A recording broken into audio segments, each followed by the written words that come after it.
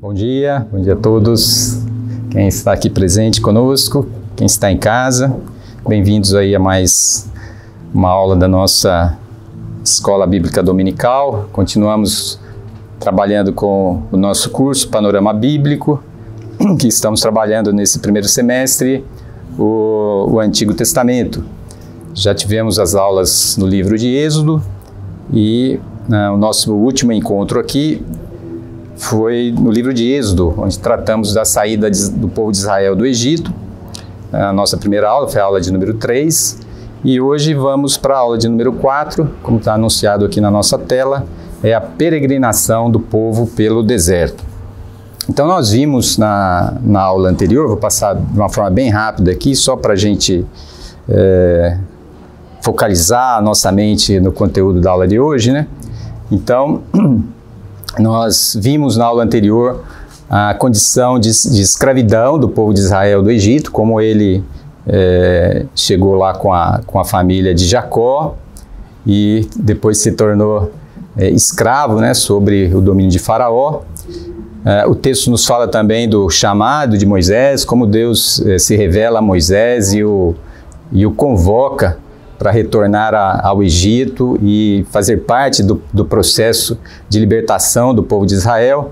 Nós vimos como Deus executa o juízo sobre Faraó e seu império e promove então a libertação do povo. É interessante a gente perceber esse detalhe, né, que o juízo de Deus sobre Faraó, sobre a impiedade de Faraó, representa a libertação do povo de Israel. Passamos pelo importantíssimo evento da aliança, quando Deus propõe aliança ao povo.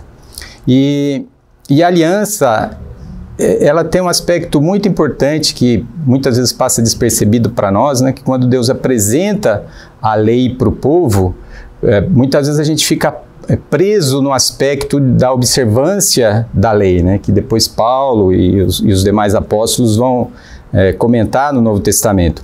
Mas a gente acaba perdendo uma dimensão fundamental da lei de Deus, que ela é a expressão do desejo de Deus de ter comunhão com as pessoas, ter comunhão com o povo de Deus. A gente se apega muitas vezes à questão da observância dos mandamentos, mas esquece desse detalhe importante do que a lei significa. A lei é demonstração do amor de Deus pelo seu povo, porque ali ele demonstra então o seu desejo e ele também indica qual é o caminho para que o povo consiga perseverar nessa comunhão. Então ali Deus propõe então a aliança, que no Novo Testamento é chamado de primeira aliança. Nós passamos muito rapidamente pelo tabernáculo, porque a gente não tem muito tempo, né? São muitos detalhes, então a gente tem que escolher os pontos em que a gente vai realçar aqui nesse breve período que a gente tem. Mas o tabernáculo também, ele tem uma mensagem muito especial, né, em relação também à presença de Deus, porque Deus, se a gente se lembrar como é que os patriarcas cultuavam a Deus, normalmente ele construía altares de pedra para celebrar algum evento especial, algum momento especial de revelação de Deus ou de uma ação bondosa de Deus em relação à vida dele. Então ele construía um altar de pedra e ali fazia um sacrifício, né, reconhecendo então o amor, o cuidado e a presença de Deus na vida dele.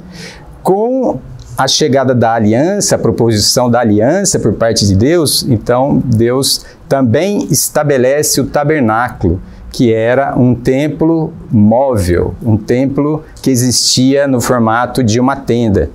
E uma coisa muito interessante da gente perceber, né, é que no centro, aliás, a parte exterior do tabernáculo, ele funcionava como uma espécie de cerca, né, porque era uma estrutura toda protegida com pele de animais, de tal forma que o povo não conseguia ver o que acontecia lá dentro. E no meio daquele espaço, então, existia o lugar santo, o Santo dos Santos, né? Era a parte interior onde estava a arca e onde só o sumo sacerdote podia entrar. Então, o tabernáculo, ele marca esse ponto de encontro de Deus com o povo no meio das famílias de Israel, mas ao mesmo tempo ele delimita um espaço que mostrava, indicava para o povo que o acesso a Deus, ele demandava uma série de ritos que apontava para o fato extremamente importante para nós, que é a santidade de Deus. Então, o acesso àquela parte íntima do tabernáculo, ela tinha que passar por um processo, a pessoa tinha que passar por um processo de purificação, para que então ela pudesse estar na presença de Deus. Então, o tabernáculo, ele tem esse profundo significado, né? A presença de Deus no meio do seu povo e o limite que o povo precisa ter, precisa entender, precisa compreender, que é relativo à santidade de Deus. E depois nós vimos alguns aspectos do livro de Levítico, que também deixa muito claro, né, deixou muito claro para o povo e deixa muito claro para nós a questão do ser humano como pecador e a necessidade de perdão dos pecados para que o homem então estabeleça e mantenha a comunhão com Deus. Então foi esse o que nós percorremos na primeira aula. Quando nós entramos, então, hoje a aula vai seguir basicamente pelo livro de Números, né? Então, quando nós entramos no livro de Números, a gente vai perceber que o povo ficou em torno do Monte Sinai por um ano.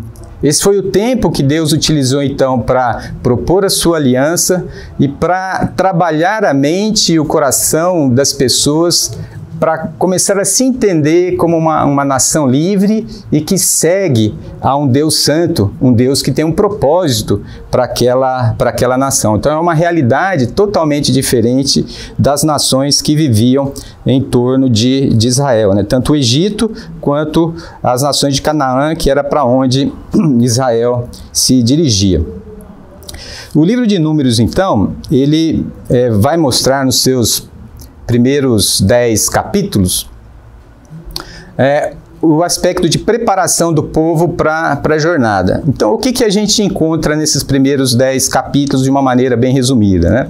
Nós encontramos o censo dos homens acima da idade de 20 anos. Basicamente, era um censo do exército de Israel que teria que entrar na terra de Canaã e enfrentar o exército dos povos que já moravam lá, né?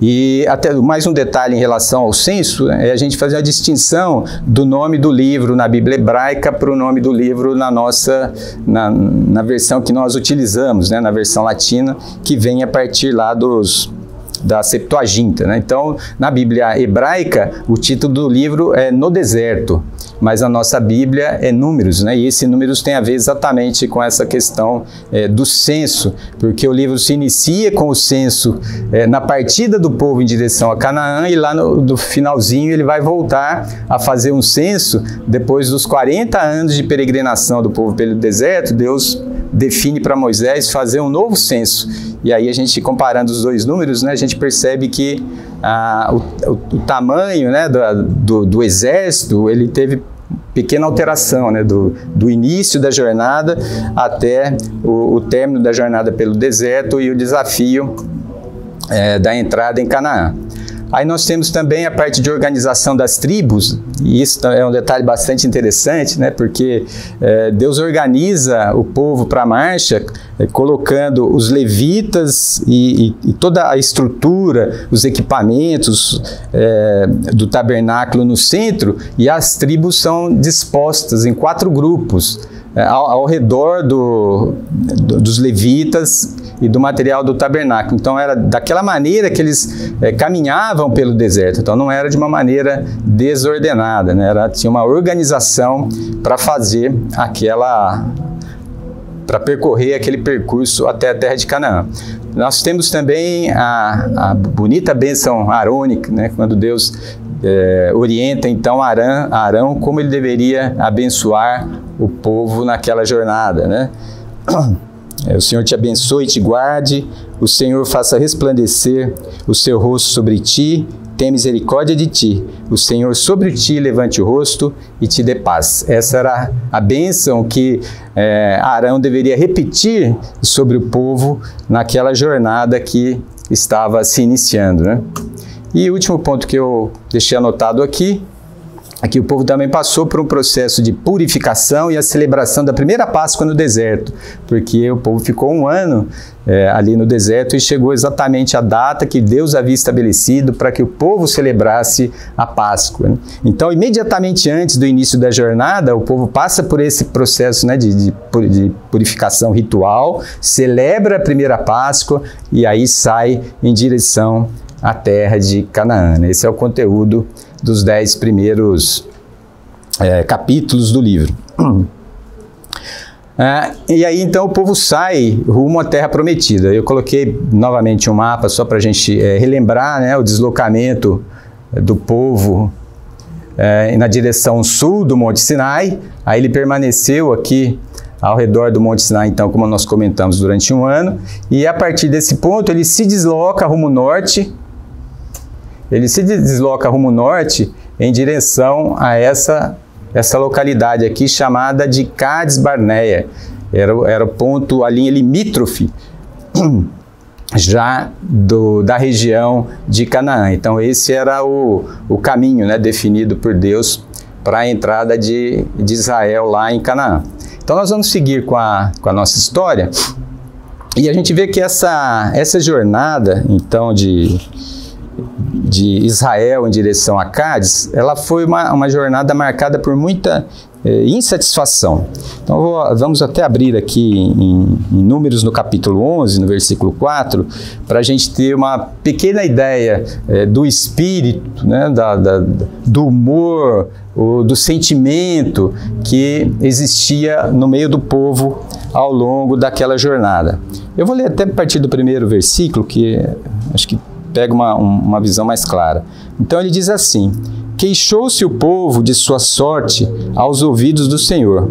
Ouvindo o Senhor, acendeu-se-lhe a ira, e fogo do Senhor ardeu entre eles, e consumiu as extremidades do arraial.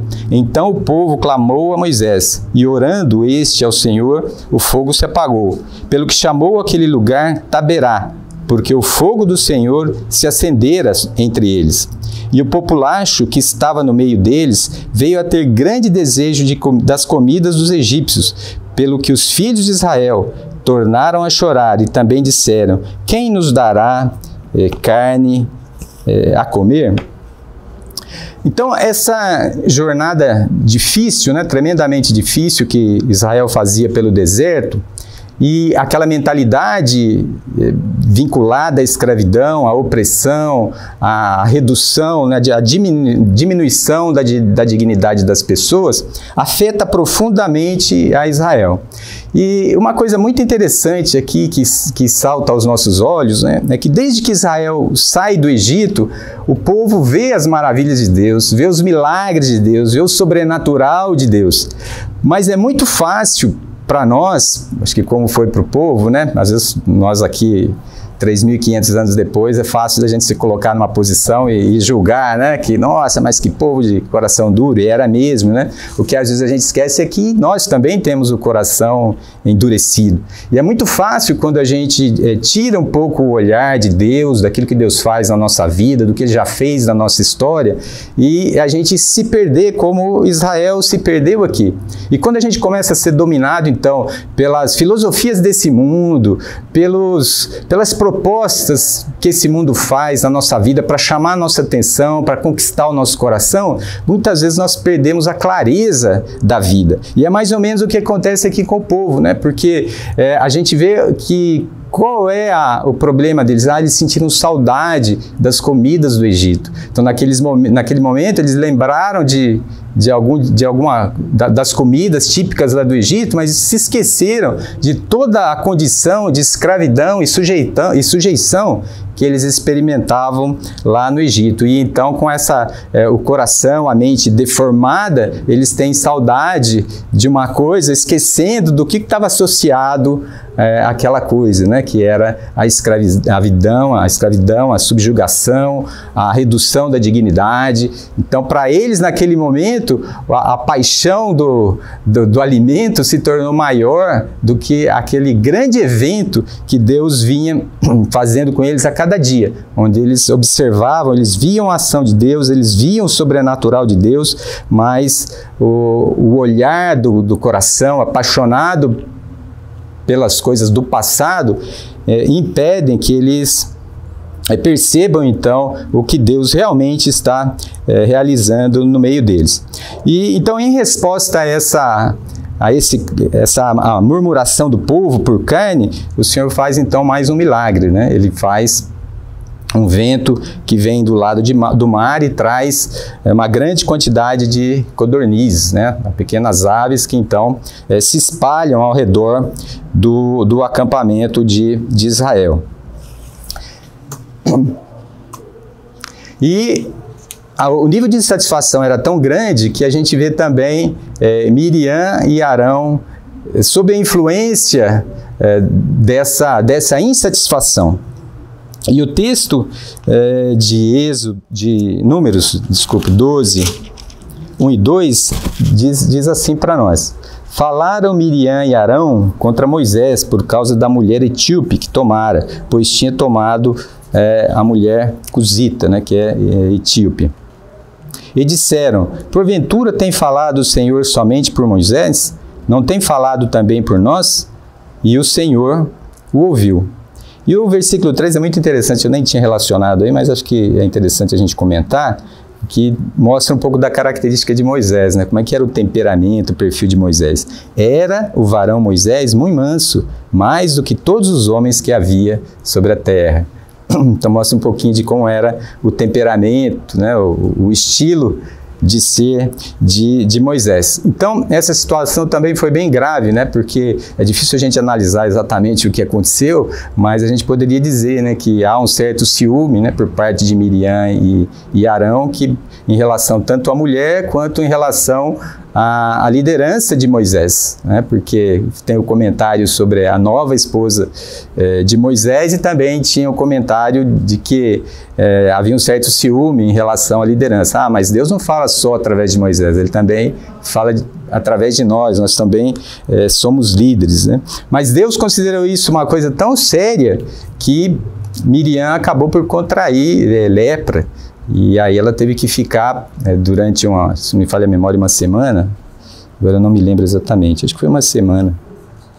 7 dias, né? Ela ficou 7, é isso mesmo, é o versículo 14. A palavra de Deus para Moisés: seja detida 7 dias fora do arraial e depois recolhida. Então ali Deus evidencia o fortalecimento da liderança de Moisés e indica que aquele tipo de sentimento, né, de ciúme ou de confrontação com o líder que Deus havia estabelecido, ele causava prejuízo no meio do povo, né? Bom, aí o povo segue então e chega em Cádiz Barneia. Em Cádiz Barneia, a gente vai ver alguns aspectos bem interessantes, né? O primeiro deles é que quando o povo se acampa em Cádiz, Deus orienta Moisés a organizar uma equipe para inspecionar a terra de Canaã. Então foram separados 12 homens, um de cada tribo, e eles saem para percorrer toda a Canaã, para verificar se aquilo que Deus havia prometido se tinha correlação com a realidade, que tipo de realidade eles iam encontrar naquela terra. Então os espias fazem isso e trazem o relatório. De maneira geral, o relatório que eles trouxeram para o povo, ele era um relatório correto, né? Então eles viram, né, que a terra era realmente boa para plantar, que a terra era rica, eles trouxeram alguns frutos da terra para mostrar como a terra era produtiva, e eles também viram, né, que várias cidades em Canaã eram cidades muradas, que o povo era forte, era preparado para a batalha, e no meio daqueles povos existiam alguns que eram, né, de alta estatura. Então, o relatório deles realmente era coerente com a realidade que eles observaram. Mas houve um problema muito grave que foi em relação à conclusão daquele relatório. A conclusão do relatório trouxe alguns problemas bastante sérios, né? Então a gente pode abrir aí em Números no capítulo 13 de 30 a 33, diz o seguinte: Então Caleb fez calar o povo perante Moisés e disse: Eia, subamos e possuamos a terra, porque certamente prevaleceremos contra ela. Porém, os homens que com ele tinham subido disseram: Não podemos subir contra aquele povo, porque é mais forte do que nós. E diante dos filhos de Israel infamaram a terra que haviam espiado, dizendo: A terra pelo meio da qual passamos a espiar é terra que devora os seus moradores, e todo o povo que vimos nela são homens de grande estatura. Também vimos ali gigantes, e éramos aos nossos próprios olhos como gafanhotos, e assim também éramos aos seus olhos. Então, dos 12 espias que foram inspecionar a terra, 2 tiveram uma perspectiva diferente daquela situação. 10 eram unânimes de que Israel não teria condição de sobrepujar os povos que já habitavam em Canaã. Mas Caleb e Josué tinham uma posição diferente. E a conclusão, eu sinalizei aqui no nosso chart, né, a questão dos pressupostos e conclusões. E o que eu estou querendo dizer aí? Né? Que os nossos pressupostos, eles afetam as nossas conclusões. Aquilo que a gente carrega como pressuposto orienta e direciona a maneira com que a gente tira a conclusão sobre as coisas. Então, havia uma diferença fundamental entre a perspectiva de 10 espias e dos outros 2, Caleb e Josué. E, basicamente, a diferença de perspectiva residia na visão que cada um possuía de Deus. É muito interessante a gente firmar esse ponto aqui, quando eles vendo os gigantes, tem essa frase aqui: aos nossos próprios olhos éramos como gafanhotos. Então, a visão que eles tinham deles mesmos em relação àqueles homens de grande estatura é que eles eram muito pequenininhos, como gafanhotos. E esse conceito é muito fundamental, porque é um pressuposto que diminui, né? De novo, tira o olhar da promessa de Deus e do poder de Deus e se volta para a condição humana e para a fraqueza humana. Mas Josué e Caleb olham de outra maneira. Então, quando a gente lê aqui no 14, no verso 14, 8 e 9, diz assim: Se o Senhor se agradar de nós, então nos fará entrar nessa terra, e nola dará, terra que mana leite e mel. Tão somente não sejais rebeldes contra o Senhor, e não temais o povo dessa terra, porquanto como pão os podemos devorar. Retirou-se deles o seu amparo, o Senhor é conosco, não o temais. Eu achei muito interessante, eu não tinha reparado isso antes, né, no versículo 9, quando Caleb utiliza essa expressão aqui, né, como pão o podemos devorar. A impressão que eu fiquei é que Caleb voltou lá na imagem do gafanhoto, né? Só que ele olhou, mesmo olhando o gafanhoto, ele olhou de outra maneira, né? Porque uma nuvem imensa de gafanhoto, que não era incomum lá naquela região, era capaz de fazer uma devastação, e foi até uma das pragas do Egito, né? Então, mesmo utilizando aquela imagem que os espias tinham trabalhado, né, de se sentir como um gafanhoto, Caleb passa uma outra visão, né? Mas nós podemos devorá-los como pão, porque o Senhor tirou o amparo daquelas nações. Então a gente tem que ter muito cuidado ao longo da nossa vida, porque a nossa jornada no meio da cultura, né, da educação familiar, da nossa educação escolar, do círculo em que a gente convive, da comunidade da igreja, toda essa jornada, eu vou chamar de jornada cultural, ela envolve a criação dos pressupostos nos nossos corações. E, na verdade, na nossa vida existe um grande conflito por domínio, eu vou chamar de domínio da nossa consciência, né? Então nós temos Deus apresentando a sua aliança, apresentando o seu projeto, apresentando a sua interpretação da vida e do mundo, que a gente pode chamar isso de cosmovisão, e existe as cosmovisões filosóficas que vêm da cultura para nós, que vem tentando formatar o nosso pensamento. Então o cristão ele tem um enorme desafio, que é colocar o reino de Deus em primeiro lugar na sua vida. E a partir dos princípios e conceitos do reino de Deus, então ele vai julgar as filosofias que ele está lidando no dia a dia. Então nós temos constantemente fazer uma revisão do nosso padrão de entendimento da vida, da nossa cosmovisão, porque isso afeta diretamente o padrão das nossas decisões, né? Bom, então diante dessa situação e daquela posição de rebeldia do povo em relação a Deus, Deus então coloca para eles, né, uma palavra de julgamento. Porque essa é uma realidade também que a gente enfrenta. Nós temos responsabilidade moral sobre as nossas atitudes, né? Então, dependendo do que a gente faz, nós temos que arcar com a consequência das nossas atitudes. É isso que acontece aqui, então, com o povo, né? Deus fala, olha, então vocês não vão entrar na terra e vocês vão caminhar aí pelo deserto durante 40 anos e nenhuma dessas pessoas, né, que se colocaram contra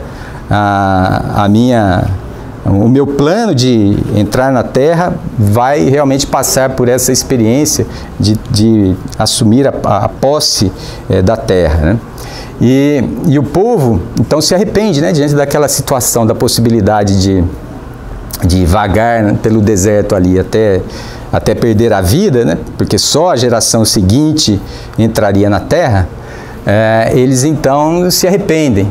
Mas na verdade não chegou a ser um arrependimento de fato, porque uma vez que Deus já havia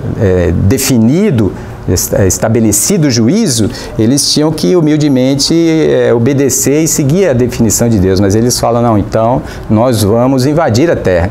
E então o povo decide, com alguns líderes, né, decide subir a montanha, né, que é onde estavam os amorreus, mas Moisés deixa um alerta, olha, vocês não devem fazer isso, porque Deus não vai com vocês. E Moisés não foi, a Arca da Aliança não foi, e o povo então em rebeldia tentou entrar pela força na terra, e eles foram derrotados, né?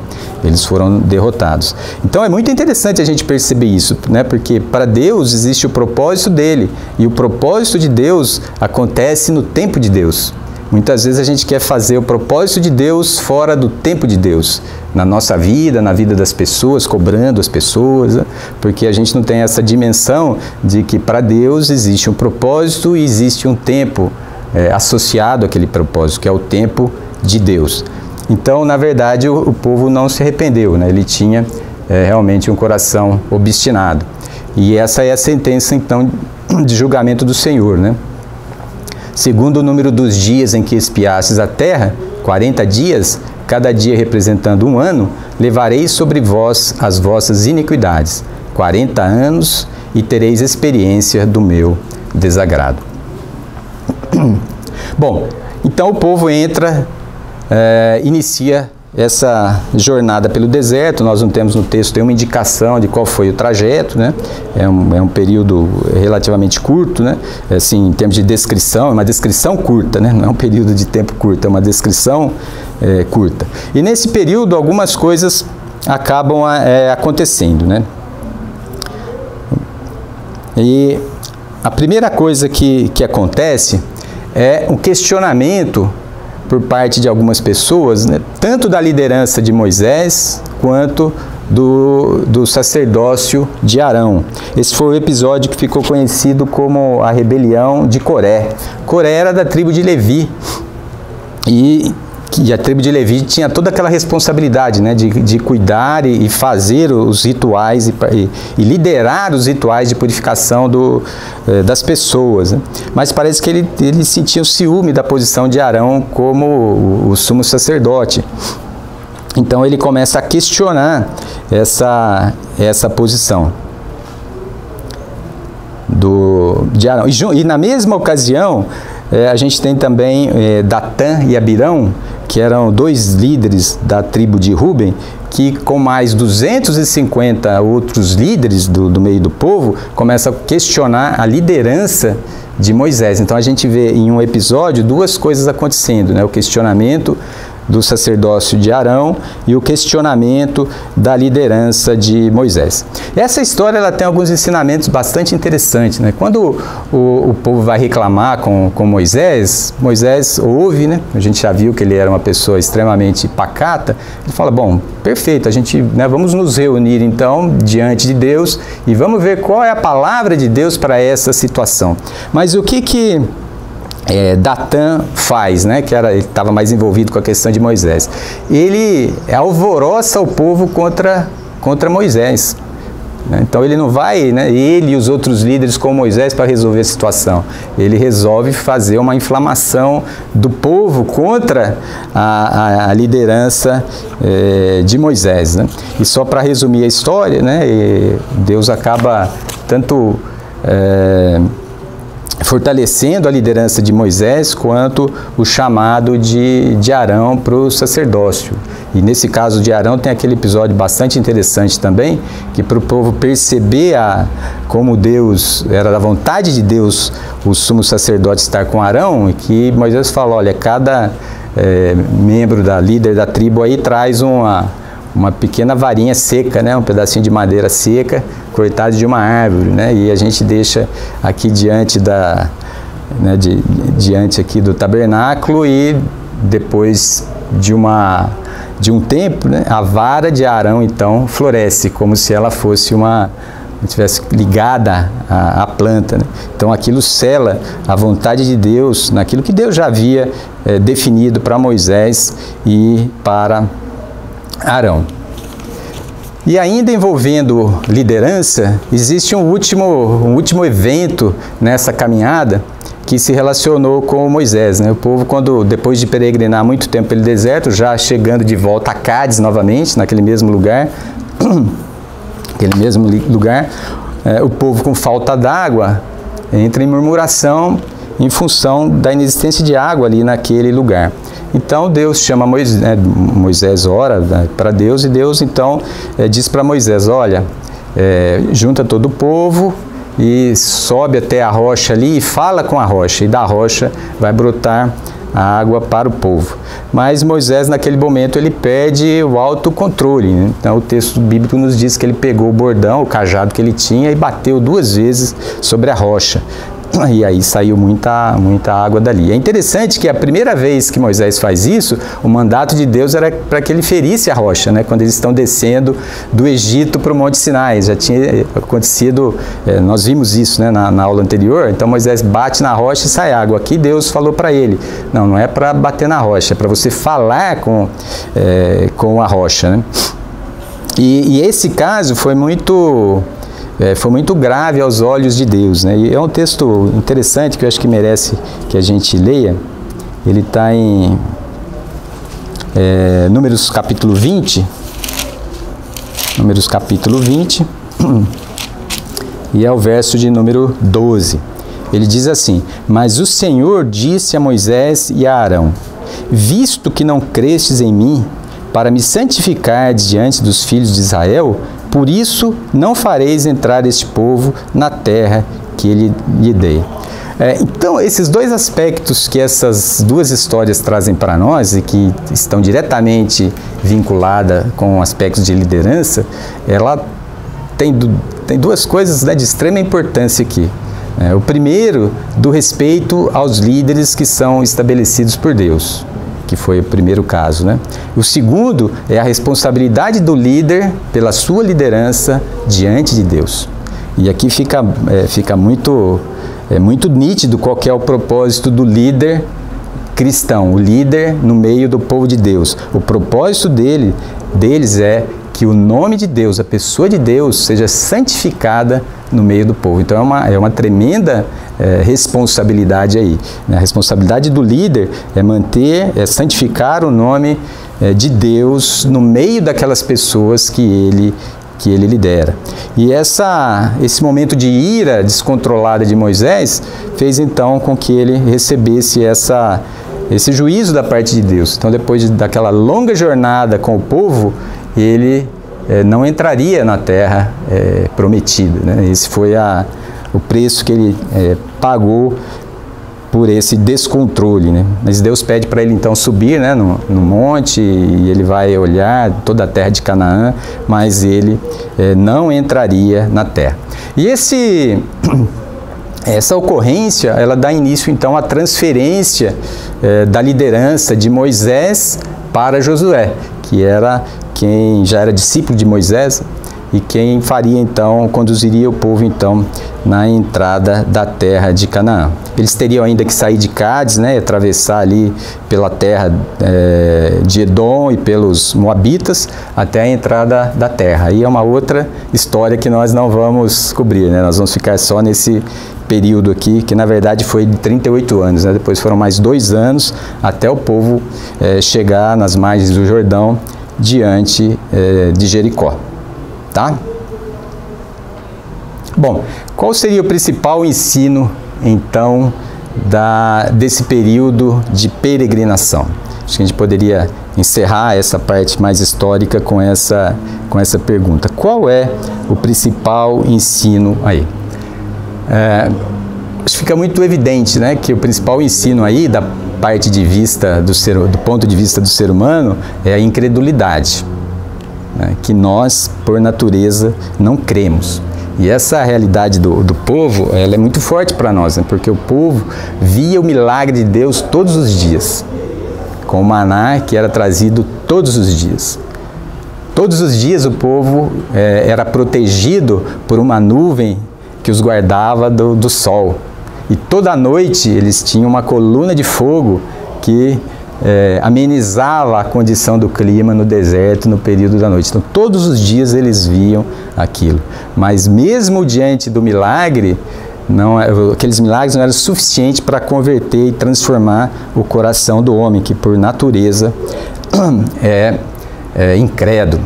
E a outra coisa é que a incredulidade e as atitudes que a gente toma no dia a dia, fundamentadas nessa incredulidade, fundamentadas em uma falta de relação com Deus, elas têm as suas consequências, né? E as pessoas têm que arcar com a responsabilidade pelas suas ações que são tomadas diante daquilo que Deus orienta.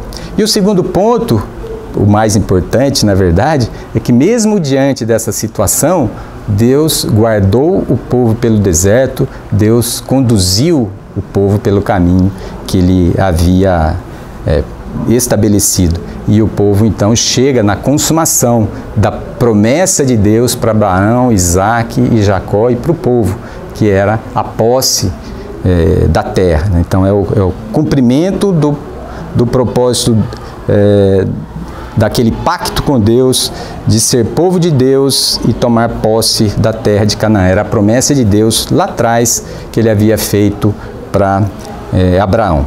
Então assim nós encerramos essa primeira parte e nós vamos passar rapidamente aqui para as nossas conclusões. E assim, as conclusões aqui elas estão mais a nível de tópicos, né? Eu não vou entrar em muito detalhe porque, né, eu só tenho ali mais 20 minutos e não seria suficiente para a gente detalhar muito. Então, mas eu achei importante nós fazermos uma recuperação de conceitos importantes que nós vimos, né, nesses dois conteúdos aí, né, a saída do povo de Israel do Egito e a peregrinação pelo deserto. Então, acho que vocês se lembram lá da nossa primeira aula, que nós iniciamos com essa pergunta, né? Fez parte da nossa introdução. É relevante para os dias de hoje uma história que ocorreu há 3.500 anos atrás? Nós iniciamos a nossa jornada na aula de número 3 com essa questão. Então, nós vamos iniciar as nossas conclusões a partir dela. E eu gostaria de começar com essa afirmação aqui. O sentido do êxodo de Israel para a igreja cristã e para todo cristão em todos os tempos é teológico, isto é, apresenta aspectos fundamentais sobre a revelação da pessoa de Deus ao ser humano. Então, o conteúdo, né, o sentido do Êxodo para nós cristãos é teológico. Nós aprendemos sobre Deus, sobre o caráter de Deus, sobre as ações de Deus em direção ao homem, através da experiência do Êxodo. Então, nós vamos seguir agora para algumas lições, né, não tem a menor intenção aqui de ser uma coisa muito abrangente, né, são alguns pontos só de destaque. Então, o primeiro que a gente frisou na aula de número 3, é que Deus ele se opõe à opressão. Aí tem o texto aqui de Êxodo 3:7 e eu complementei com o texto de Isaías, né? Então esse texto de Êxodo diz assim, né? De fato tenho visto a opressão sobre o meu povo no Egito e também tenho escutado o seu clamor por causa dos seus feitores e sei quanto eles estão sofrendo. Então essa é Deus observando o sofrimento e a opressão de Deus no Egito e tomando uma atitude em relação àquilo. E eu deixei também esse texto de Isaías, né, que eu acho que a gente pode ler, porque na verdade ele é um pouquinho maior do que eu deixei aí. É Isaías, o capítulo 10. Isaías 10, a gente vai ler a partir do versículo 1, né? A partir do versículo 1. Diz assim: ai dos que decretam leis injustas, dos que escrevem leis de opressão, para negarem justiça aos pobres, para arrebatarem o direito dos aflitos do meu povo, a fim de despojarem as viúvas e roubarem os órfãos. Mas que fareis vós outros no dia do castigo, na calamidade que vem de longe? A quem recorrereis para obter socorro, e onde deixareis a vossa glória? Nada mais vos resta a fazer, senão dobrar-vos entre os prisioneiros e cair entre os mortos. Contudo, isto não se aparta a sua ira, e a mão dele continua ainda estendida. Então, aqui é Isaías, né? Israel, o reino do norte, já havia caído diante dos assírios, né? E aqui então a gente já vê uma profecia de Isaías falando para os líderes de Judá que Deus julgaria a impiedade deles em relação ao modelo social que eles estavam seguindo ali, por causa dessa obstinada as leis, né, um comportamento obstinado de não atender as prescrições sociais, as implicações sociais que existiam na lei de Deus. Então essa palavra fala muito para nós, né, na medida em que a gente tem então essa responsabilidade de honrar o nome de Deus na nossa vida, nos nossos relacionamentos, na nossa prática do dia a dia, no nosso entendimento da sociedade, no nosso entendimento do que está acontecendo, da gente entender realmente como Deus vê essas situações de injustiça, né, que num país como o nosso ela é muito nítida, né? O segundo ponto é que Deus intervém na história. Então, como é que Deus intervém na história? Deus intervém na história de uma maneira direta, sobrenaturalmente, mas Ele normalmente utiliza os seus servos na realização dos propósitos de Deus. Então, para tirar o povo do Egito, Deus não fez nenhuma mágica, né? O povo foi dormir um dia à noite e no dia seguinte acordou dentro da terra de Canaã, sem ninguém nas cidades, né? Às vezes a gente enxerga a vida com Deus dessa maneira, né? Mas na verdade ela não é assim, né? Deus age dentro dos nossos contextos de vida. Então Deus chama Moisés e fala: olha, vem agora e eu te enviarei a Faraó, para que tires o meu povo Israel do Egito. Então é assim que Deus escolhe, é o processo que Deus usa para fazer, transformar a realidade em volta do seu povo. Então Israel tinha um chamado, Moisés teve um chamado, a igreja de Deus tem um chamado, eu tenho um chamado, os irmãos têm um chamado. Deus tem um propósito para nós, né? Deus tem um propósito para nós. E esse propósito está mais claro na Escritura do que às vezes a gente pensa ou a gente deseja pensar, né? O propósito é mais claro do que a gente às vezes gostaria que fosse, porque o propósito incomoda, né? Podemos voltar no exemplo de Moisés aqui, né? Ele estava lá na montanha, cuidando dos rebanhos do seu sogro, né? Com a vida ali simples, é certo, mas sossegado, simples, mas sossegado, e Deus então vem e tira Moisés do seu conforto e o desafia a voltar e ser o ministro de Deus ali diante de Faraó. Deus é justo, é outra verdade que nós extraímos do texto do Êxodo. Eu acabei escolhendo aqui um texto de Gênesis, né, que diz assim: sabe com certeza que a tua posteridade será peregrina em terra alheia, e será reduzida à escravidão, e será afligida por 400 anos, mas também eu julgarei a gente a quem tem de sujeitar-se. Então aqui no caso ele está falando, né, de Faraó e do seu reino. Na quarta geração tornarão para aqui, para Canaã, porque não se encheu ainda a medida de iniquidade dos amorreus. Então a gente comentou isso rapidamente na aula anterior, né? Que a tomada da terra por parte dos israelitas era um julgamento de Deus sobre a prática dos amorreus, dos povos que já viviam na terra de Canaã. Bom, aí nós temos o quarto ponto, que é o nome de Deus. Isso eu praticamente não comentei na terceira aula, mas acho que é o momento oportuno para a gente fazer aqui. Quando Deus chama a Moisés e pede para Moisés ir até o Egito, acho que como qualquer um de nós, né, Moisés levantou uma série de objeções ali. E essa é uma coisa muito bonita de ver também, né? Como é que Deus lida com a gente, né? Deus também não veste uma camisa de força na gente e solta a gente no mundo. Não é assim, né? Deus se relaciona conosco como pessoas, como indivíduos. Então, uma das objeções de Moisés foi a seguinte, né? Bom, tudo bem, eu vou voltar lá, vou encontrar o povo, vou encontrar a liderança do povo e vou falar que Deus me enviou aqui para tirá-los do Egito. É uma notícia boa, mas eles vão perguntar: que Deus é esse?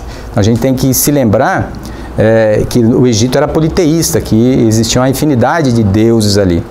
Então Moisés pergunta: quando eles me fizerem essa questão, como é que eu vou responder essa pergunta? E Deus então faz duas afirmativas, né? A primeira afirmativa é essa que está aí em hebraico, né? Com as letras em hebraico, depois está transliterado aí, que é Yahvé, né?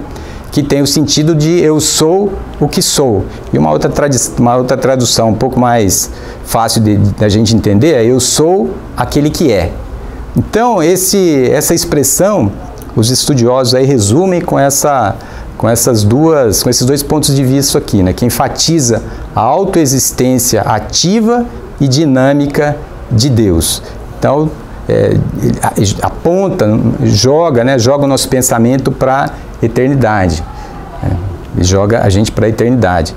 E um outro ponto interessante que eu vi depois, quando eu estava pesquisando sobre isso, aqui eu vi uma pessoa de Israel, uma moça, né? Ela tem uns vídeos aí nas mídias aí, e ela falou que essa frase aqui, ela estaria, na verdade, no futuro, e não no presente, né? Então a frase seria assim: eu serei o que serei. Isso é muito interessante, né? Porque a gente é leigo, não dá para saber, né? Até que ponto tá no futuro ou não. Eu dei uma pesquisada lá, mas parece que realmente, na minha pesquisa, indica que ela pode estar certa, né? Que seria uma frase no futuro.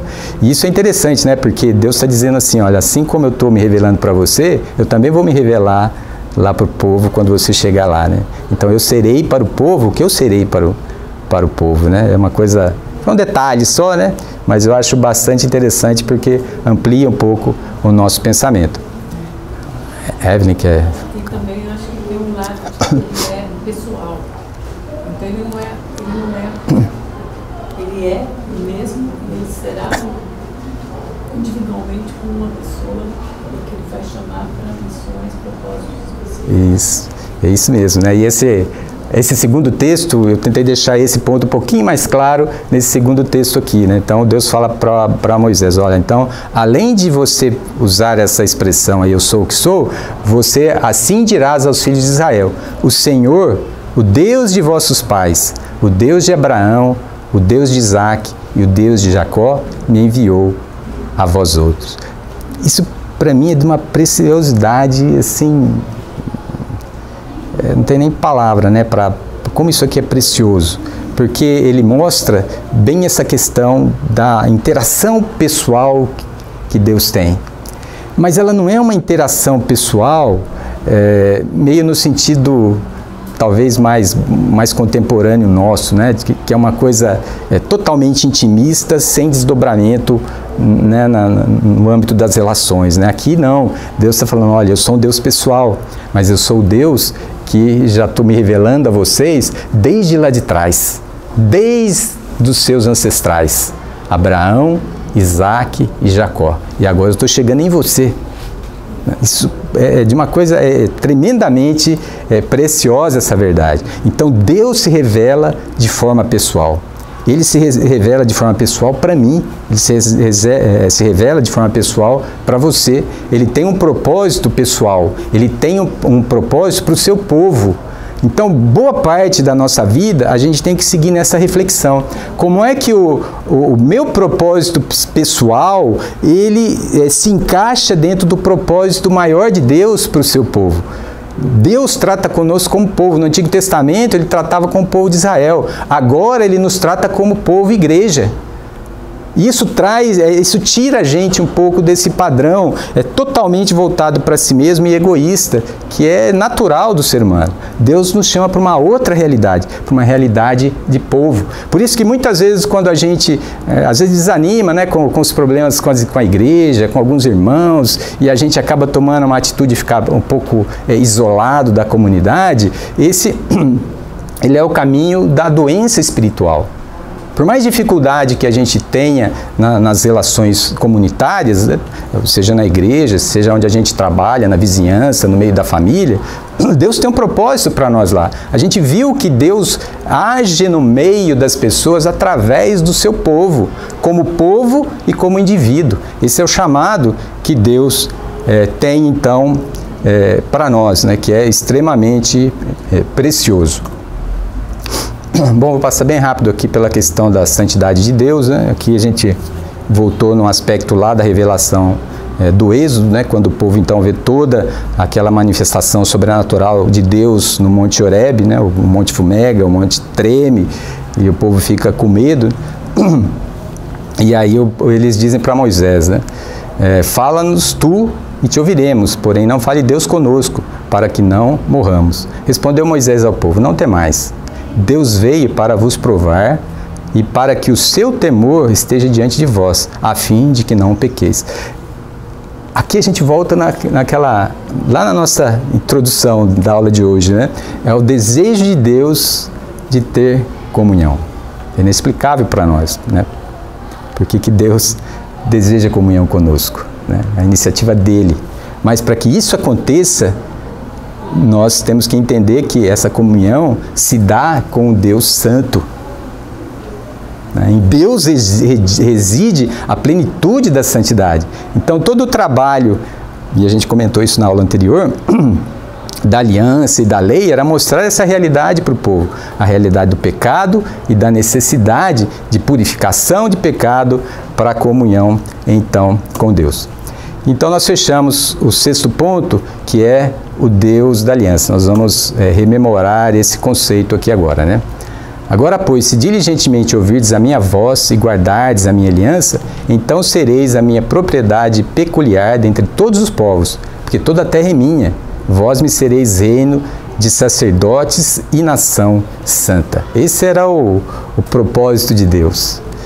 E é bastante interessante, né? Deus mencionar toda a terra e dentre todos os povos, ele escolhe um para ser o seu representante, porque o sacerdote é isso, era aquele que intermediava a relação da pessoa com Deus. Isso era o chamado da nação de Israel, por isso uma nação santa, uma nação separada para um propósito específico. Esse era o propósito de Deus na aliança com o povo de Israel. E é Deus que toma essa iniciativa, não é o povo de Israel que encontra Deus. Não foi Abraão que encontrou Deus, foi Deus que encontrou Abraão. Foi Deus que renovou a aliança com Isaac. Foi Deus que encontrou com Jacó quando Jacó está fugindo, né? Depois da quantidade de coisa errada que ele havia feito no meio da família, ele está fugindo para salvar a própria vida. É Deus que vem ao encontro de Jacó ali no norte de Canaã.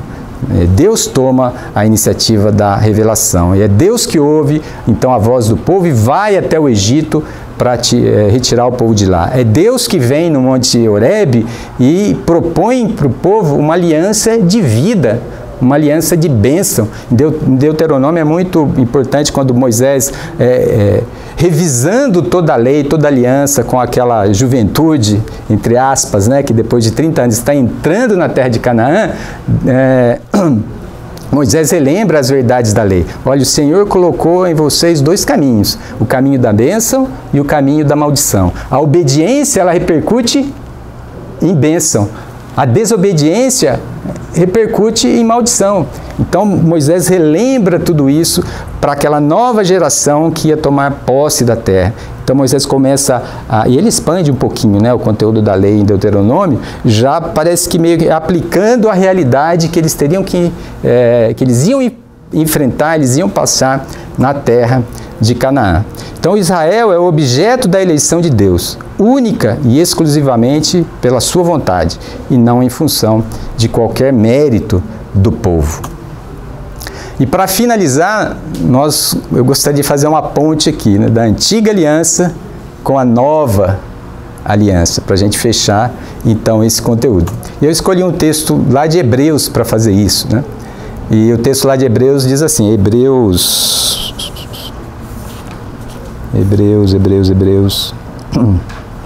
9, capítulo 9 de Hebreus, os versículos 13 a 15. Aqui está só 13 e 14, se me falha a memória.